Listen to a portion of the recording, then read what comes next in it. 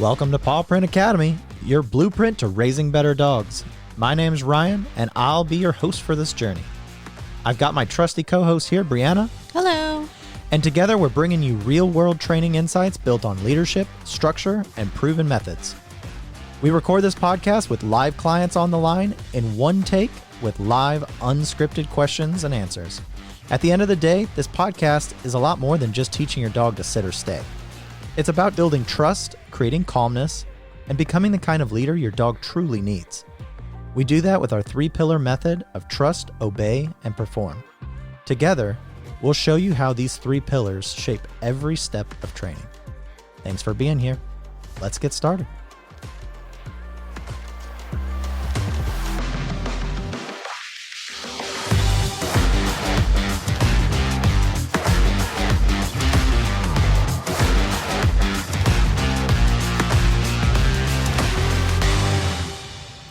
All right.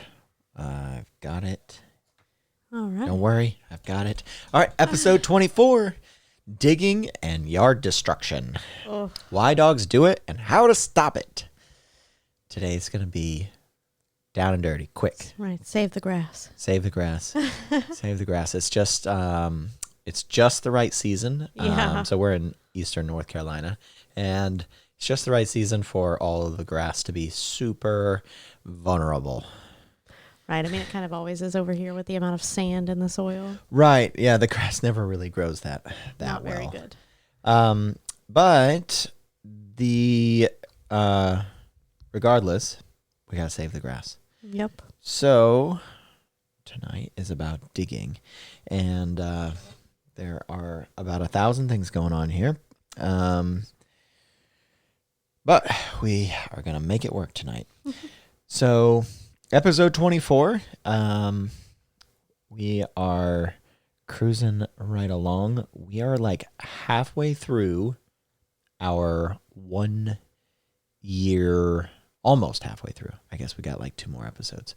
Like our year-long, I guess, schedule. Oh. Right, of trying to hit 52 podcasts in a year. Yep. Yeah, we're almost there. Halfway there. I was like, what? 24, 26, 26, right? yeah. I know we're like a couple short. Yeah, the math. Right, and speaking of math, great segue. We are sitting for our statistics for the evening. We just crossed 600 downloads. Nice. We're at 601. Ooh, where's the clap little? Right. I don't know which Oh, one it clap is. Is it this sound. one? Nope, that's not the it. bad That's the wrong one. one. Nope, that's the laugh. There it is. Yeah. Woo! 601. 601. I'm really bad at this. I'm so sorry. Right. Well, they should have them labeled, to be honest with you. If it's Right. colors, it doesn't really make sense. I'm sure that if I had an extra, who knows how We much have a label maker. money I'll stick a sticker on it was. Oh, that's a good idea. Yeah. Anywho. Anywho. Right. I'm sure that there's like a more advanced version that has like labels and stuff on it. But I just have a regular soundboard, whatever that is. Right. Okay. 169 downloads in the last 30 days. Nice. Wow. So we're going up. Yeah. We're ramping awesome. up. We're up from the original 6 listeners. And now we apparently, I guess those 6 listeners have been busy. So, Right. We flew through the single and double digits. right. So let's get into it. Digging is not, this one's good. This one aligns with the potty training one. Digging is not a spite behavior. Yeah. I hear all the time with owners. It's like, oh, well, they peed because they were upset at me because I, left them in their crate. Right. Didn't let them Or out. something or other. So spite's not a behavior that the dogs are going to, a primary characteristic of canines. That is a human type emotion and trait. process. So that's not what's happening. It's a functional behavior. Digging is a functional behavior. And it can meet needs that the dog has. It can be relief of stress. Yep. It can be entertainment. The dog is like, I'm bored. This is fun. It can be prey drive. The dog could smell something underneath the dirt, and it could be an animal. Dogs hunt for digging types of animals, rabbits and moles and insects. Right now in Eastern North Carolina, we're dealing with worms. Yeah. And so you may notice that your dog is really in tune with the ground when they go out. Our dogs certainly are. And in our specific yard, it is worms. And so you see those with the, what is it called? Like the worm casings, I think is what it's called. I have no idea. I don't know anything about worms except that they're gross. It's like the little like tiny little balls of dirt that accumulate on the outside of the ground. The tunnels. Yeah, from the tunnels. And so I learned today actually that that's not a bad thing for the soil. It's actually really good for the soil. Right, but and our dogs just like to. Our dogs, but what's bad for the soil is our dogs. Yeah, once a year we're like, why are they eating dirt? Right. And it's like, they're trying to get the worms. Yep, that's what they're trying to do. So it can be prey drive. It can be temperature regulation. They can be trying to get to the cooler earth. They feel it on their paw pads and on their nose when they put their face down there. So they could be looking for a cooler environment, especially as it gets warmer. And then it can also just be stress reduction because they're just like, this is a like self-gratifying behavior. Yeah. And any type of self-gratifying behavior automatically relieves stress because it gives them something to do. So dogs dig.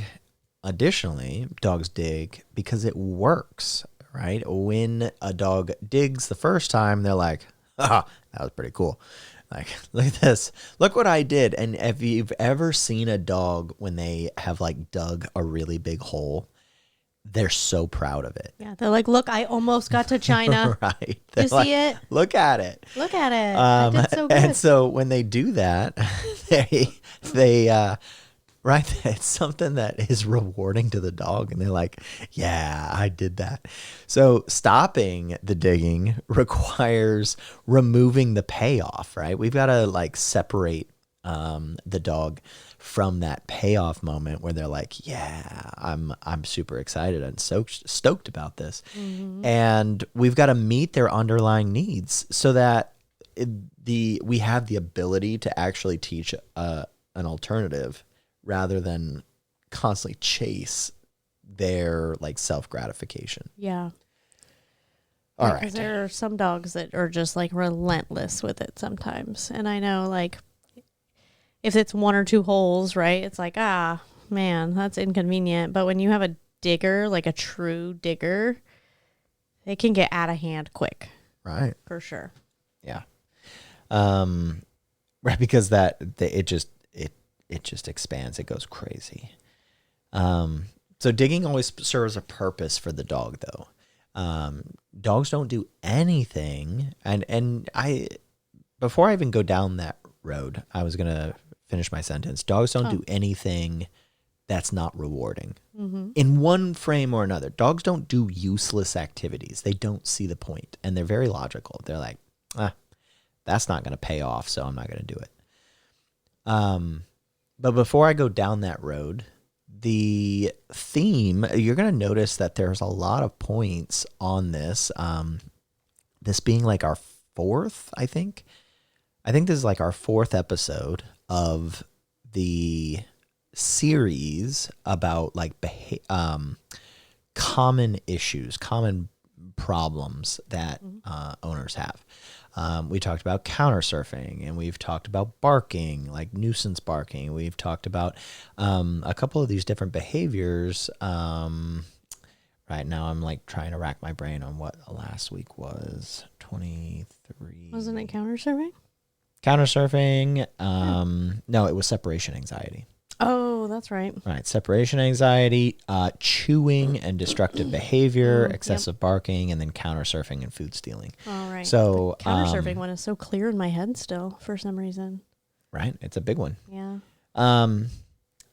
Those things aside, those behaviors, they all are going to involve a little bit of management, because management is going to be the number one way that we address any type of behavior we don't want in the humane hierarchy, which is just like the most ethical way that we can treat the dogs. We want to handle health behaviors first, then we want to use management, then we want to use positive reinforcement, and then we go through the rest of the hierarchy. But those things are always going to be the best things to use first, because there's no reason to use more force than necessary. There's no reason to use techniques that are more aversive to the dog if those aren't necessary. We should always try to just manage their experience in the world and be kind of heads up, be an athlete about it, right? We should be that leader in the home and create a situation where maybe they don't have the same things available to them, and thus they choose a different choice. Yep. That should always be the most ethical and the highest valued choice for us. And you'll notice that some of the things that we're going to talk about tonight are going to sound very similar to our barking episode and our counter surfing episode and all of those things. Because a lot of times you use the same things. Yeah. That's where we're going. Right? It's a secret, but the same concept applies. All right, so we're going to frame the issues first, and then we'll open it up for anybody who wants to... Oops, just kicked a whiteboard. And then we'll open it up for anybody who wants to jump in or has something to share, and then we'll move forward. So digging is often driven by boredom and excess energy. A lot of times the dog's just got nothing else to do, and they're running around in the backyard. More often than not, we find people with the larger yards end up with more digging than the smaller yards. Yeah. And that usually is a product of just supervision and access, rather than, you've got more exciting things to dig.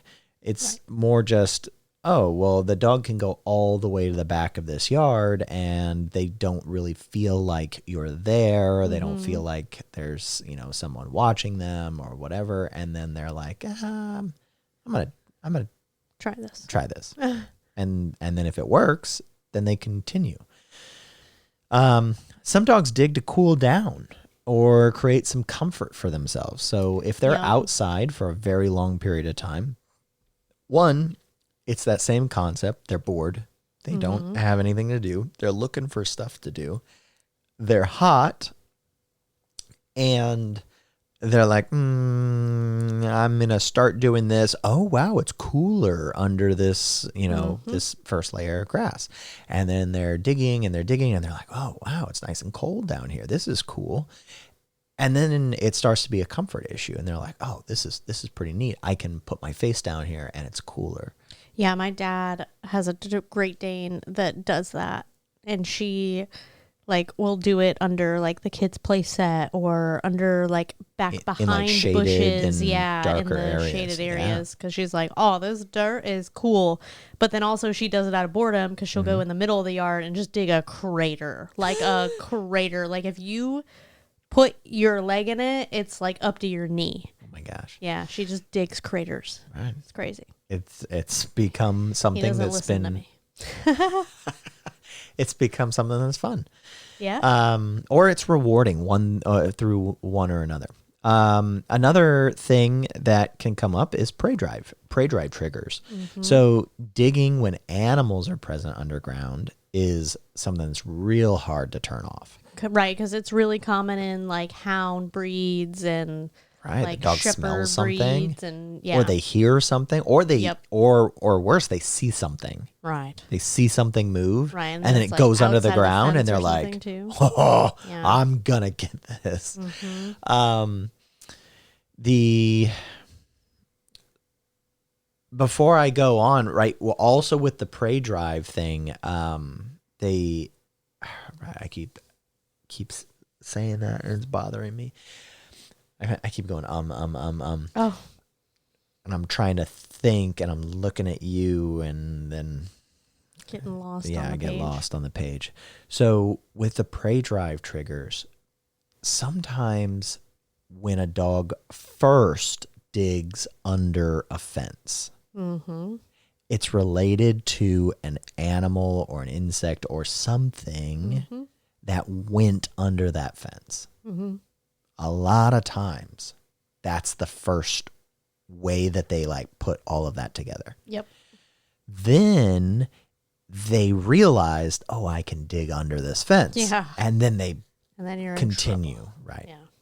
Huskies are really known for that. They're like escape artists. And Australian Shepherds. Yeah, and Australian Shepherds. Yeah. But yeah, I mean, there's like things that we don't even think about, right? Lizards is a really big one. Yes. Sometimes we'll hear our dogs and they're like going crazy for a second. We're like, what is happening? And then we like Frogs. see stuff and it's like, well, there's nothing there, right? It's because it's probably a lizard or a frog Frogs, or lizards. something like that that's like causing a ruckus. Yep. Even little snakes. Yeah, or like those salamander things. I guess that's a lizard. Yeah, sure. Yeah, I don't know, but those things are weird. We're into dogs. We don't do the Yeah, I don't lizard do stuff. reptiles. We don't do reptiles. The next thing, stress and frustration, can also lead to repetitive digging. When a dog is stressed and they find that this is a repetitive behavior that is similar to if you're in a meeting and you're kind of, stressed at work and you're just tapping a pen or you're clicking a pen and you just find that movement, or you're tapping your foot, Yeah. right? This is that repetitive behavior that oftentimes presents because you're stressed. Yeah. And we do it, but then our dogs do it, and then we're like, ah. Right, Well, and ours all, they just don't like- relate the amount of effort that you're gonna have to put in to regrow the Right. grass. They don't get it. Yeah, and it's for us it becomes like autonomous, right? It's like we don't even notice we're doing it sometimes. And then somebody's like, "Hey, can you stop doing that?" And you're like, "Oh, I didn't even realize I was doing it." Yeah. Oh, sorry. Yeah, and that's the same way with dogs. It's like dogs get into it and it becomes such a strong built like pattern, because we always say dogs are pattern based. Like it Right. becomes just this thing that they're just like, I go outside, I dig. I go outside, I dig. And anything that they rehearse over and over to build that pattern, then it becomes a habit. Yep. And it might not become a habit because it was so rewarding. It can also just become a habit because that's just what they do. Yeah. It wasn't negative, it was neutral.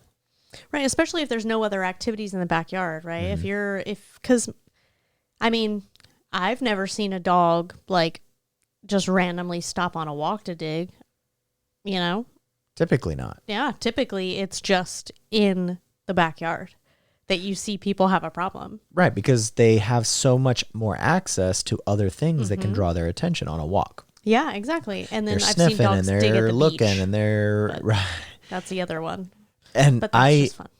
yes, one but that also comes from the fact that when they're stepping in the sand, their paws are going under the Oh, sand. yeah. Mm-hmm. And so they're perceiving that, and they're Right. like, "Oh, what else is under here?" Right, and it's way cooler and it's underneath way the cooler. top layer. Correct. And that can precipitate a lot of those things.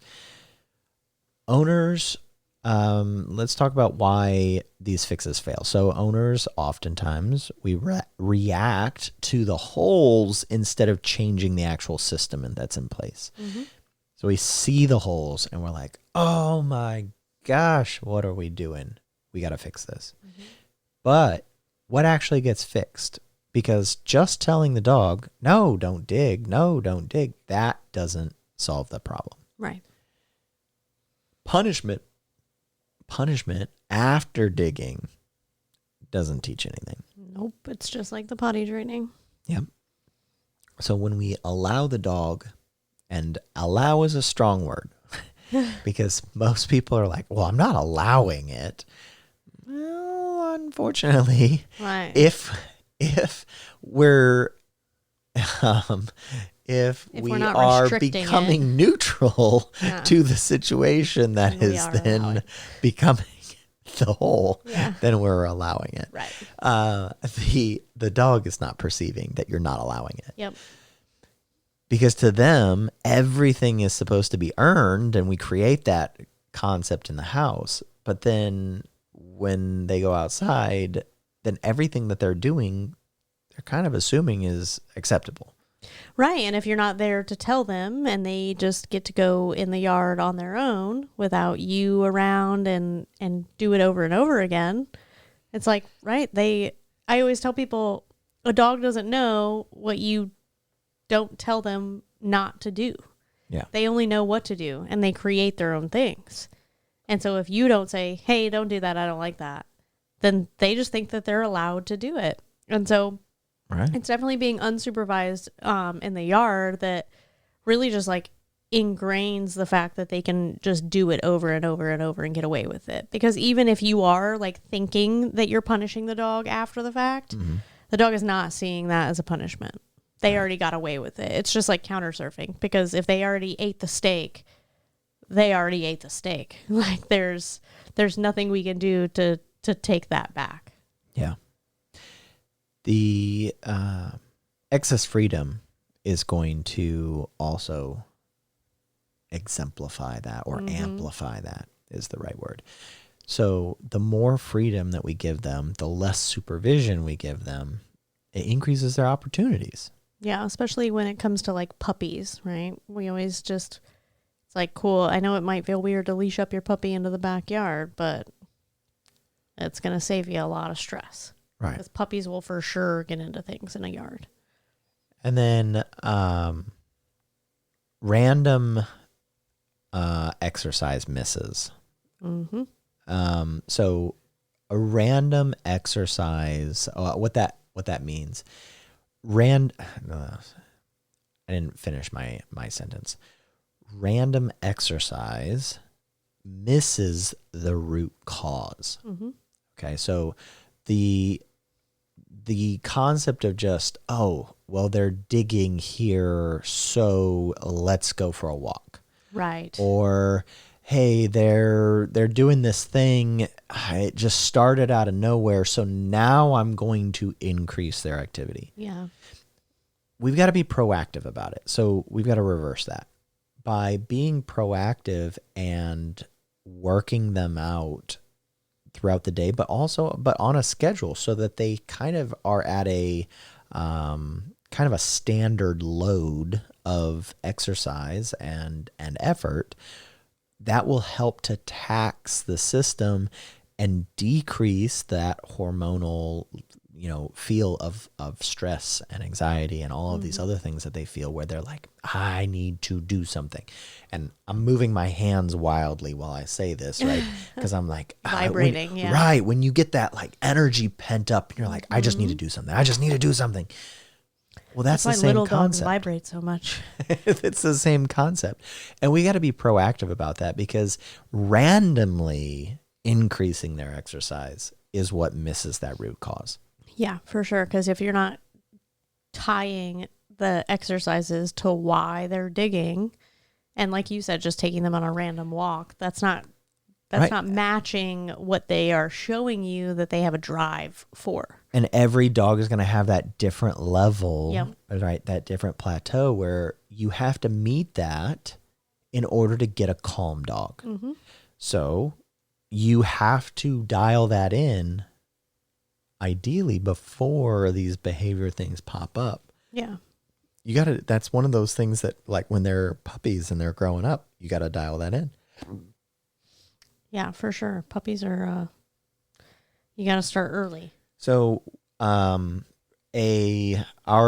Dutch Shepherd versus our Frenchie, two totally different dogs, different drives, different leg lengths, and different endurance levels.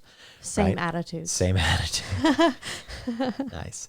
So we need to, there are some dogs, they're just going to be that higher energy load, and you've got to tucker that out so that the dog feels like they have an outlet to get that nervous energy out, to get that pent up frustration out, and to really like have that nice calm baseline. Yeah. Yeah, he takes a lot of working out before we get to do something. Right, and it's an everyday thing. It's like that's just he has to get up. That's why we got a treadmill. Yeah. Right? He's got to get up, and he's got to do. He's got to bite a couple of things, and he's got to jump on the treadmill, and he's got to run for a little bit. Right, for him, yeah, he loves to like just carry something in his mouth. So the treadmill with like a bite pillow is a really good combo for him. But he also needs to play tug, and he also needs to walk slow on that treadmill to slow his brain down. But yeah, it's like we have to create so many activities. It's like a daycare like worker for like preschool kids. It's like, okay, we're going to color, and then we're going to nap, and then we're going to eat, and then we're going to take a pie break, and then we're going to go outside. Right. Because otherwise, so guess stuff. what we have to deal with in the backyard? Ugh. Digging. Yeah, right. Yep, he dug he's two a digger. holes for sure. Right. He loves to dig. But you know what? When he doesn't. 2 holes isn't bad. Right. He doesn't dig all the time. Yeah. He digs very, very selectively. But he Yep. digs when we don't give him an outlet. Yep. He digs when we leave him outside for too long on his own, unsupervised, when he's like, I'm going to get into something. I'm going to go to China. I'm going to find something to do.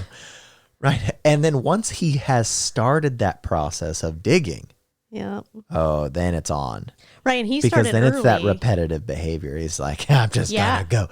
So he started early. He started digging in his kennel like first. Like that was what he first started doing with that motion and the like repetitiveness, right? Loves to try to dig out of his kennel. Right. He is like, I'm going to get out of this metal kennel that's the strongest one ever made. I'm going to do it. Today's the day. Yeah. Never got out of it. Also, every time you give him a place bed, he digs on it. I just let him, have, only if you give him a cushioned one. He has a mesh one. He never really digs on that one much. But you put him on a cushioned one, he immediately starts digging. And he's like, this is so fun. He just he loves it because he's driven. And he's like, yeah, it's the same as like running for him. Yeah, got to do something. Yeah, got to do it. All right. So I want to take a quick break from driving on. So we've kind of framed the problem. We've talked about those things. Does anybody have anything they want to add or any group discussion? We want to open it up for some group discussion. Anything that we didn't talk about? Other reasons why maybe you've seen your dogs dig or even do other type of repetitive type behaviors in the house. I will open it up here just for a minute if anybody wants to pipe up and jump into the conversation. Neighbor dogs. Hey, Ryan. Hey. Hello, here. Hey. Hey, our backyard, we have these short fences. Uh-huh. And we have these two dogs in the back. So they're coming up to the... Chenoa used to dig when she was younger, but she really doesn't dig at all anymore. But if those dogs are out there and they're at the fence, like they're about to ram through the thing, then she'll go out there and start digging at that. Is that basically the same kind of thing you're talking about? Yeah, so that could just be a stress response or a reaction response to those dogs coming over. Is she like going under the fence? Is she like trying to get out to them? No, they're coming out of it. They're actually... They've actually gotten where they're pulling off pieces of the boards. They're that aggressive to get to her. But usually if I go out there and I see they're out there, I'll get her back inside so they can have their time outside and she can have her time outside. If they happen to be out there and she needs to go to the bathroom and she makes a beeline over there, she's gotten really good about, I'll just sit there and say, Chenoa, leave it. I'll do the leave it like you guys taught us. And I say leave it, and she looks at me and she's thinking like, but I want to. Right. But then sometimes she, and there's times that she still walks over there, but For sure. a lot of times she will leave it and just go and do her thing in our backyard and not even deal with it. But it's not a situation where we've gotten to the point where we can leave her outside. Uh-huh. She just walks around, and she'll even actually lay now that it's getting warmer, she'll just go out there and lay in the grass and enjoy the sun. Mm-hmm. But if they're out there, I can't leave her because, she's free. It's like you said, she's free and no supervision. She's going to do what she wants to do. Right. Is because of that stimulation over there. So yeah, that's a tough one, right? You can only expect so much of your dog in a situation where other dogs are kind of like provoking them, right? It's like humans. If somebody is like, hey, hey, hey, hey, hey, eventually you're going to like snap, right? You'll be like, get out of my face. Yeah, get out of here. Go away. So that is a tough one. Really, I think you're doing a great job of like, if you're able to stagger them like you're doing, I think that's a really good idea. And if she's going out there and behaving how she should when she's not being provoked by those dogs, then I think she's making great choices, but it sounds like those dogs technically aren't. Right. they're wild. Yeah. When they're pulling the wood off of the fence, do you... right, my brain's like going on, what do we do about that? There's he's put up technically there was a piece of board that was out there, and there was one area that was really bad. So when winter came along, I just put all the pots for the plants and I had this loose board that was just laying back there. I put it over the area that was really bad and just put these pots in front of it, and that seemed to do the trick. But now they found another area of the fence. I only have so many pots I can block it with. Right. I was thinking, what if you could like staple some like chicken wire or something over? So and they sections. also, they make this stuff now that actually like stakes into the ground a little bit, and it's actually built for dogs that dig out of their fences. It goes into the ground just a little bit, but it's kind of like chicken wire. But it keeps it kind of anchored into the ground, so it'll keep them from going like just straight under it where like the fence kind of posts go. And then it also covers some of the area above the ground too. But yeah, I think a lot of people use chicken wire or some sort of like something besides wood, right? Wood is a very easy thing for dogs. And it's also like a lot of dogs love to chew on wood. So it's really easy for them to kind of gravitate towards that. So if you can do something like metal or wire, that will probably help you guys out. There is the other area on the other side of the fence where the one neighbor, he has the small dogs, and they're the yappy dogs that would bark all the time. Yep. And she used to go over there quite a bit but he hasn't been leaving his dogs out. But I went over there, I was get her away from him. I noticed the previous people that lived here they buried bricks. Yep, I've seen that. Yeah. So I'm gonna figure several things out because I've got this one area. Right. They're moving in June. He's military, so I was about to say I for sure have him expense that out though. Yeah, whatever you do. It's not often that you have to deal with other dogs digging into your yard, and it's usually different. It's your dog that has to. And technically, I guess it's my fence, so they're damaging my fence. Exactly. That's why I'm like, yeah, they sound like they should be installing something for you. We don't own the fence. So yeah. Well, if you see if she's only digging when those dogs are coming over, it probably is related to I need to do something about this, and then it's kind of reactionary. She wants to interact with them. I know she does. Gotcha. And the problem is that these dogs, and I've held her up there to see them, but they've actually bit at her, and they're aggressive. I think you met the one, but now he's got another one over there that's even worse than the other one. Gotcha. So, well, it sounds like you're doing the right type of management where you're just not leaving her unsupervised, and you're giving her other outlets in order to like not stay out there in order to make those bad decisions. Yeah. So that definitely is the right track to be on, especially when you can't control whether someone else is leaving their dogs there. Right, and at least you have an end date and an end in sight for hopefully you won't get neighbors with dogs like that next. Yeah. If you do, you just start throwing our business card over the fence every time they start eating your wood. I'm going to staple it to the inside of the fence. Yes. Yeah, there you go. I've actually told them about you guys. I tell everybody, I'm like, hey, here, this is the person you need to contact. Awesome. Thanks, Cliff. That. Thanks for sharing. I appreciate you no problem. Thanks, sharing you guys. your experience. All right. Anybody else got anything to share? And then we'll move forward with some solutions here. All right. I shared the only one I had, which is my dad's Great Dane that digs. But yeah, hers is definitely for comfort and coolness. Yeah. Hey, Ryan, it's Fatima. Hey. Hey, so with Bubba, don't you rat Bubba out? Yeah, the little rowdy one. He like when he goes outside, I didn't do he's nothing. good. But one thing I'm having like trouble with, well, I've been using like the little yank on the leash and then like taking him somewhere else.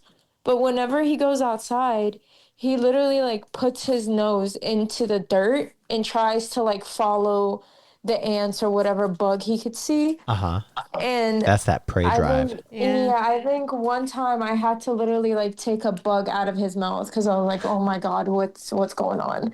And he was trying to eat it. So I have no idea how to like stop him other than the little like tug at the leash and saying no. Yeah, But so you're talking about when he's like on a walk or when he's out in the back going potty? When he's out on a walk, like it could be outside pottying. It could be like most of these days because of his energy and me trying to get his energy out, I would take him out on a run with me. And he would like stop mid-run and then see the grass or see a bug or something. And then he would run to the grass and just put his nose in there and start like trying to dig. And I'm like, I don't know what to do with you, buddy. So my favorite thing to say to that is, and I try to always say it as a joke, because because I always want to support owners, right? But I can't help but ask, if you're in the middle of the run, how can he stop? Right, because you have quite a bit of weight on him. He should not be able to stop you, right? Sometimes he scares me because I'm like, oh shoot, he needs to go to the bathroom. So I'm like, okay, I'll let you go because he's tugging at it. Yep. And I'm like, okay, and then kind of low key tricks me. Yeah, that sounds like dogs always it sounds like that's exactly what that's why I joke about it, because it sounds like he is tricking you to be like, I feel actually like he is. actually I need to do this, and then he's like, just kidding. So for starters, you can start off by making sure that you give him a potty break before you start that run, so that then you know that he's already gone and he won't have to go on the run. So if he goes to stop, it's like, no, we already went potty. Because that's another concept of like, if he's a male dog and it isn't going to get fixed right, at some point he'll start marking things and he'll stop every 5 seconds if you allow him to. Right. And at that point, it's like, well, this is mine, and this is mine, and this is mine, and this is mine. And he's not even peeing on it anymore. He's just like, well, I think I am. I feel like I am. So I'd say give him that potty break first. That way you're confident, just like when you put him in a crate, that he's already gone and you don't have to stop for him. And then go ahead. That's what he's been doing recently. Like every time he goes outside, he quote unquote pees, but he's not peeing. Yeah, he's just marking every single area, and then he's getting to the right age where like, that's boy dog. what he's gonna start doing. Boy dog stuff.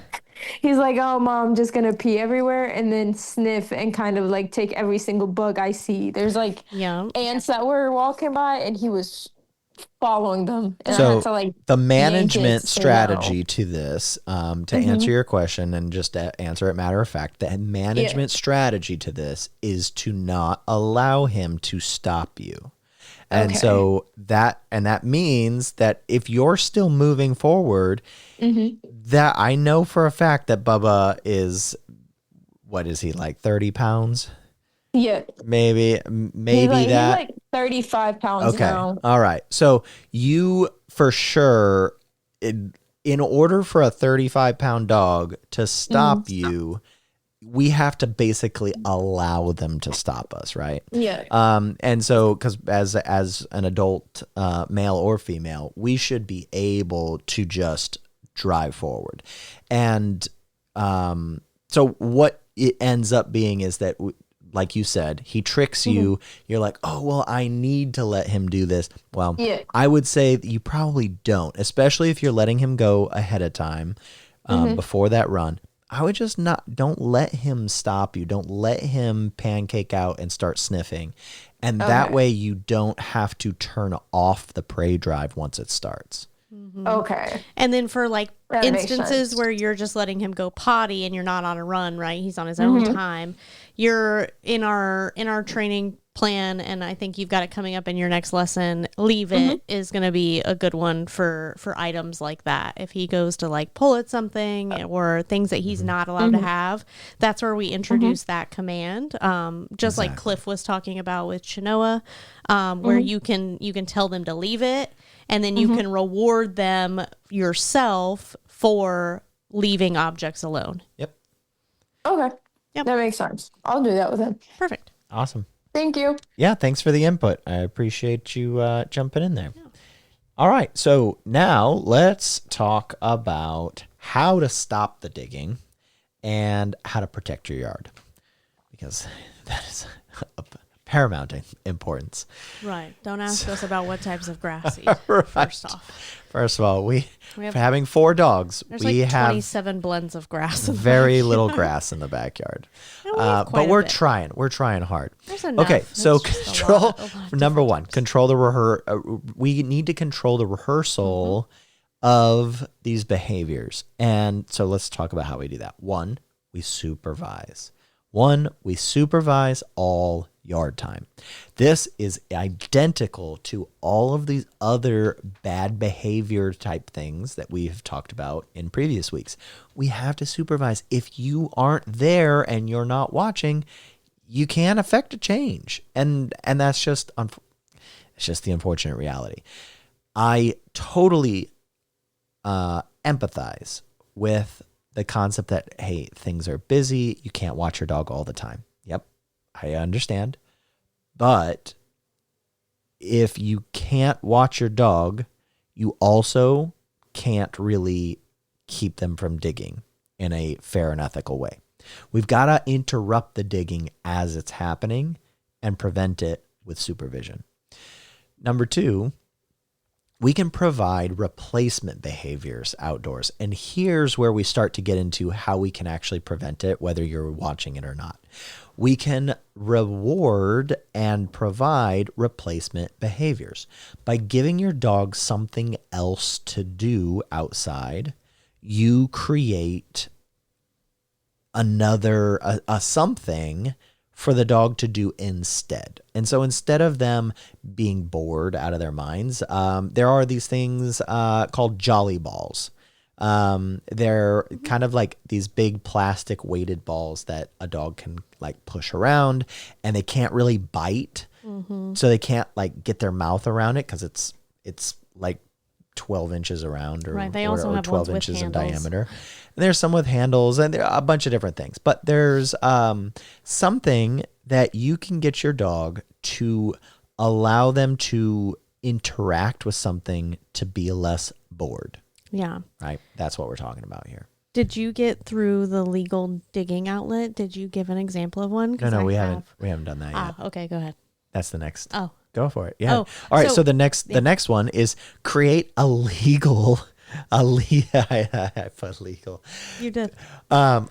Create an allowed Allowed digging legal. outlet, a legal one, where right, it's Where it's not illegal. It's illegal. illegal Yeah. over here. It's I legal mean, over here. It made sense to me. Right. So I- create a area for your dog to be able to dig. Mm-hmm. Now, this is controversial. Legal, illegal. Right. Because some people are like, well, I don't want my dog to dig anywhere. Okay, I got it. But if you got a terrier, Right. right? A dog who digging was something. literally bred and selected for their digging abilities, Yeah. and then like bred over generations to improve those digging and sniffing and like seeking out abilities that prey drive. well, you might They're not for sure win gonna this. do it to your couch cushion. Right. I've You're seen not, that a million times. It's important to talk about this, though, that the dog that you have Yeah. directly influences how you're going to approach this. If you've got a dog that by their nature is bred to dig, you are going to have to take a different approach than someone with a French bulldog. Right, that's like saying your bulldog like isn't like you don't want them to bite anything ever. Right. It's like I'm oof.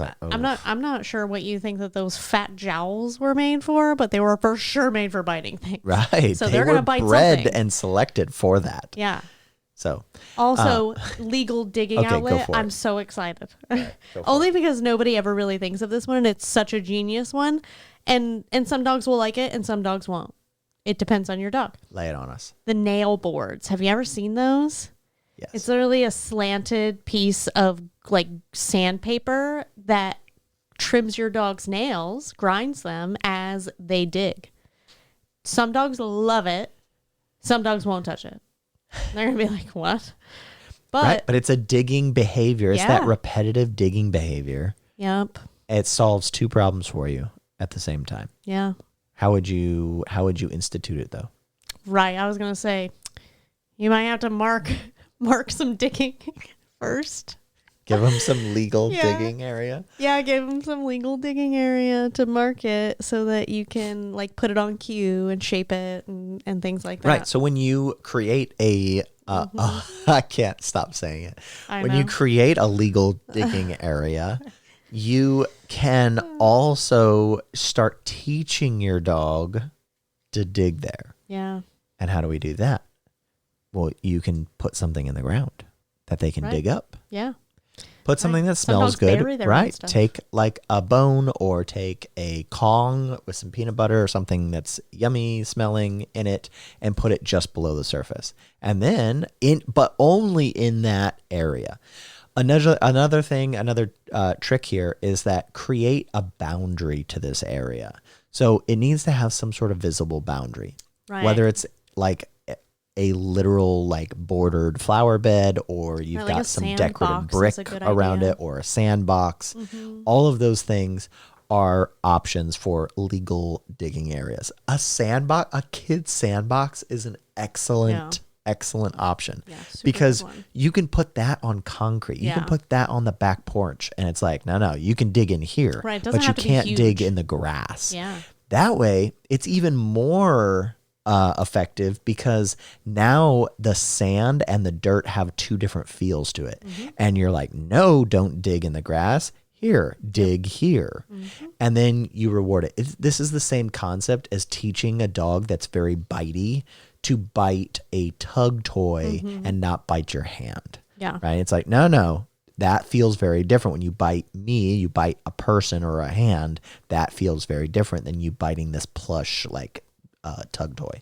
Yeah, and hiding something of value is going to be super easy because if you have a dog that digs already, 90% chance you have a dog that takes their items and buries their items because they want to dig it up Right, later. right. They're like, I'm going to save that and it's going to be so fun. I'm going to wait, but I can't. It's going to be so fun. I'm going to leave it here. I'm going to come back. The next thing that we can do is we can increase their structured exercise. So going for those, before I go down that road, a walk is not usually sufficient exercise for a dog that needs more exercise. Right. It's not a replacement exercise for digging. Correct. It's still a starting point, right? When you like even run a dog, you don't just immediately go to running because a dog still needs to like stretch out and like move its limbs and like get everything moving before they can like pick up the pace. So a walk isn't necessarily just for the exercise. It's like a warm up. It's like a preparation for other activities that can meet that drive. Right. And where I'm going with this is that the exercise that we do is not just physical in nature. It's mental. Right. We make dogs do things on walks. Right. So when I say increase structured exercise, I'm not just talking about running your dog, getting their heart rate up like we think of exercise. We're also talking about snuffle mats. We're also talking about food hunting, like hunting for food and sniff games. We're talking about scent work. We're talking about bite work. We're talking about things that challenge the dog mentally. The reason I want to frame it that way because I don't want to pigeonhole everyone into most people, but a lot of owners, when I talk to them about exercise, they immediately think of, oh, I need to go for 2 walks a day instead of 1. Yep. That's not what I'm saying. Yeah. I'm saying exercise, and that can be mental exercise just as much as physical. The actual physical exercise of going for a walk is good, but it is not a replacement of mental stimulation. Right. And it can be as intense as teaching your dog something new, right? We teach like basics to most people, but dogs can do such cool tricks. Like I watched one of our clients the other day. They did like the bang with the like finger gun and their dog like fell on their side. And I was like, oh my God, I cannot. That's so cute. Right. And those are the things like I don't even like get to teach dogs, right? Because I'm so busy like teaching all the basics, but you can work your dog through those things if you know the basics of how to teach your dog to sit that we have taught most of our clients anyways. You can take those instances and move it into fun like little games. Our biggest thing is teaching that communication. Yeah. So that then you can then apply it to everything. Right, but it doesn't stop at like sit down, place, leave it, come here, do whatever. It's like, cool, pull out a finger gun and be like, bang. and start teaching your dog to like roll on its side. That's the cutest. Teach your dog to roll over, right? Right. What happened to roll over? I haven't seen that one in a long time. Right. Well, right. Checkers does it by herself. That's why I think of it, because like she naturally rolls over, and if we just clicked it a few times, she'd have it in a heartbeat, and it would be on command. Right. But you can go on YouTube and you can pull up 1,000 different skills and games and things that you can do with your dog. Right. Or text us and message us or whatever, and we'll give you some ideas. Teach your dog to jump off of things. Right. To jump onto things. They love to parkour. Yeah. To jump over things. Yeah. To jump over your finger in a slowly graduated height.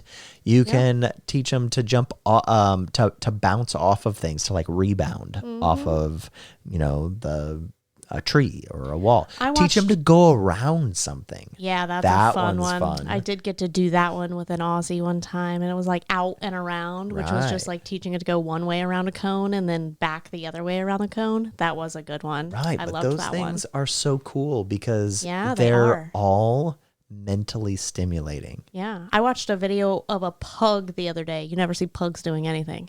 This pug was like in the basement with the guy, and there were like, that one. You're right. There were like tires set up, and he jumped over one and then through the other two, and then he was doing the rebounds. over. Yeah, he rebounded off the wall, and then he was jumping onto like a bench for like workout stuff, and he just did like a whole relay like in the basement. It's like, cool. You don't need specialized equipment. Correct. Like if you grab a couple of cones from Walmart and a broomstick and stick them through the holes of those cones, you can make a little like what is it called?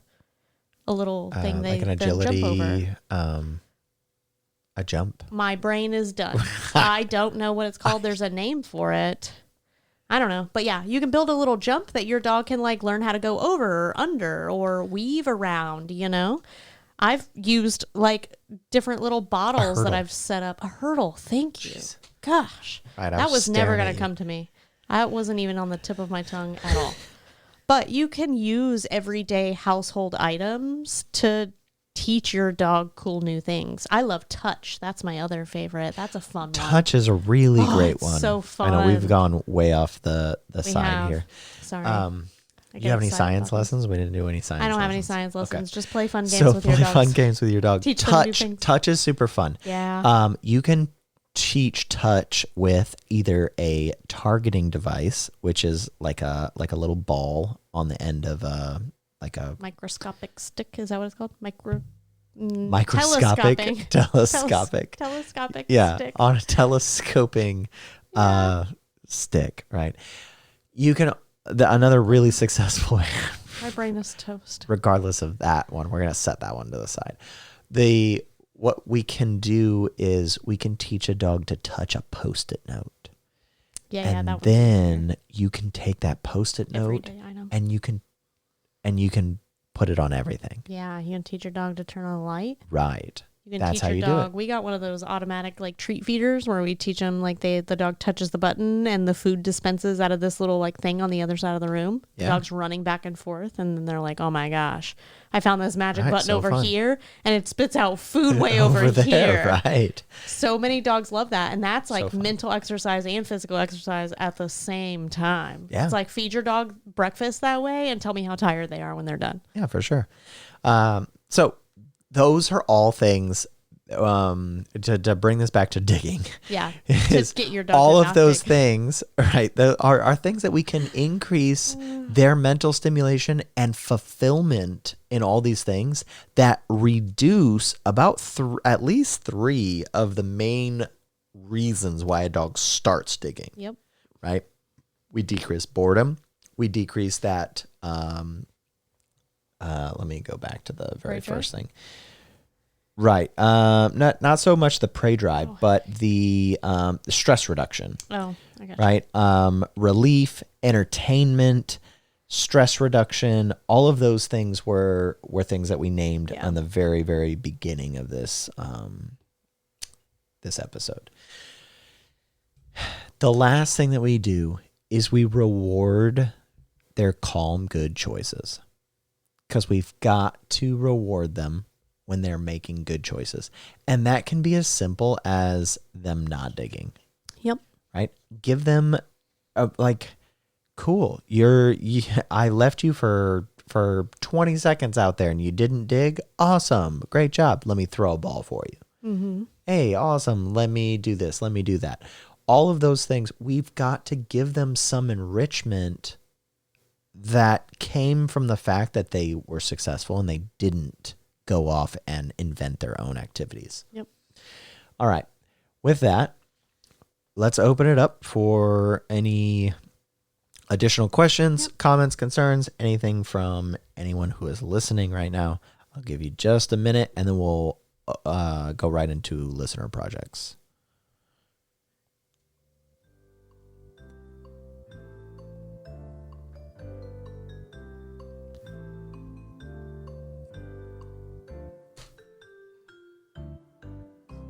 Nothing. All right. And listener project number 1, structured yard time reset. So we want to not leave the dog unsupervised. Yeah. Supervised yard time only. Supervised yard time only. And we're gonna set a time. So cool. Set a 5 days, 6 days, 7 days, whatever it is. We are not going to leave them unsupervised for that amount of time. Set a goal for yourself so that it's not like, oh, this is my new life. I can never leave them in the backyard. Forever. No, it's not forever. We just need to break down some patterns. If you've got a chronic digger, you've got to start with, cool, 3 days. Yeah. For 3 days, I am not going to leave them unsupervised. The way that we change anything, this is where we go back to all of these other previous podcast episodes. The way we change any behavior is by letting behaviors die out by not repeating them. Yep. So we need to supervise them because there's very, very few owners that ever contact me and they're like, my dog digs incessantly every time that I go in the backyard and watch them. Yeah. That's not usually the call that I get. So watch them and engage them and let those patterns start to weaken naturally in the dog's brain. Then we can affect a change. Additionally, if your dog is a chronic digger, because it's not impossible. It's like, yeah, they go outside, they dig. They don't care whether I'm there or not. Cool. Put them on a leash. You gotta maintain some accountability. Put them on a long line. Yep. And then if they do dig, we're going to interrupt it.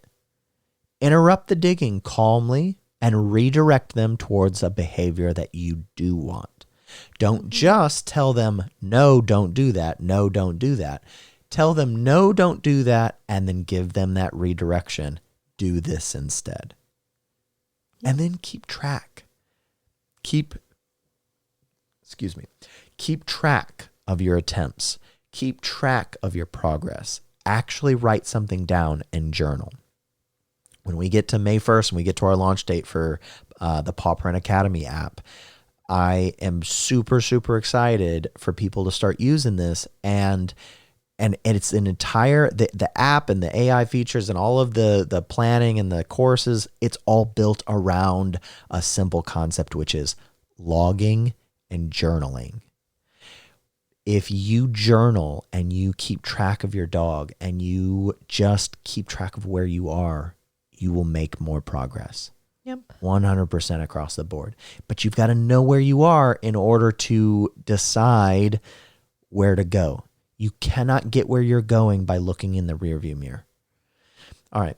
Project number 2, outdoor default behavior. So let's choose a place, down, or a check-in, right?